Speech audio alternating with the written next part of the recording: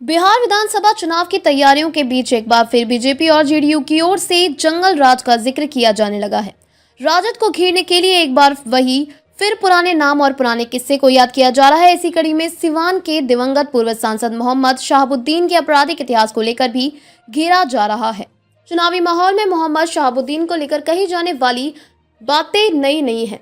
बीते दिनों जब शहाबुद्दीन के बेटे ओसामा शहाब को पत्नी हिना शहाब ने दोबारा राजद में वापसी की, तब बीजेपी और जेडीयू ने अपना राग अलापना शुरू कर दिया। यह सच है कि अपने दौर में शहाबुद्दीन का दबदबा रहा है, लेकिन इस दबदबे वाले माहौल में भी कुछ ऐसे लोग थे जिन्होंने टक्कर लेने की सोची।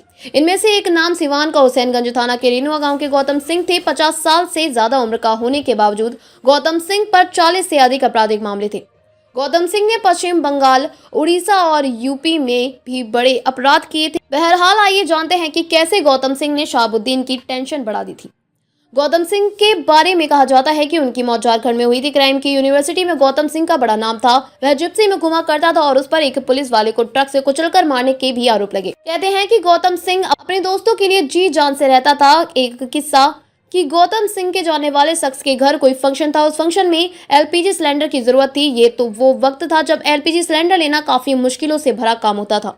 गैस एजेंसी वाले ने गौतम सिंह के करीबी को सिलेंडर देने से मना कर दिया था। इसके बाद खुद गौतम सिंह एजेंसी पर जाकर वहां गोलीबारी की, जिससे एक की मौत भी हो गई। बताते हैं कि गौतम सिंह किसी भी तरह की पैरवी करने के लिए एसपीडीएम के पास पहुंच जाता था। ऐसे ही एक बार एसडीपीओ सुधीर सिंह के साथ हुआ था। तब सुधीर सिंह ने गौतम को जेल भेज दिया। एक किस्सा है कि जब होट कटवा पुलिस वाले के नाम से मशहूर चीदी यादव ने सिवान के मेरवा इलाके में गौतम सिंह को गिरफ्तार कर लिया। गौतम सिंह ने गिरफ्तारी के बाद चीदी को धमकाना शुरू कर दिया। हालांकि चीदी यादव के साथ कुछ नहीं हुआ, लेकिन उसके एक रिश्तेदार के हत्या कर दी गई।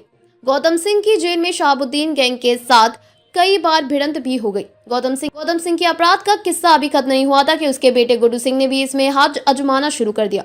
गुड्डू सिंह और उसके चचेरे भाई सुनील सिंह ने मिलकर सिवान में आतंक बढ़ाना शुरू कर दिया है। इसी तरह कई और हत्याकांड है जिसमें गौतम सिंह और गुड्डू सिंह के नाम आते रहे हैं। गौतम सिंह के बेटे गुड्डू सिंह ने एक बार सिवान से पटना के लिए निकलने वाली रैली को रोक दिया था। यह रैली शहाबुद्दीन निकलवा रहे थे। यह रैली रेनुआ गाँव की ओर से ही गुजरना था, लेकिन गुड्डू सिंह ने रोक दिया।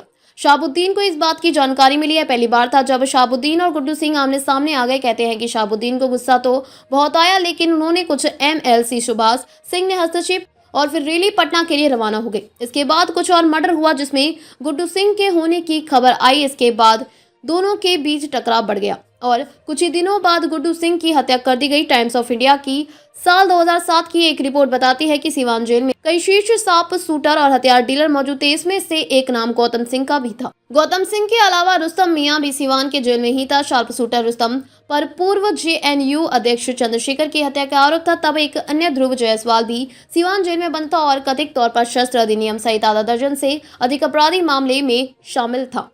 शूटर शुभराती मियां भी जेल में ही था।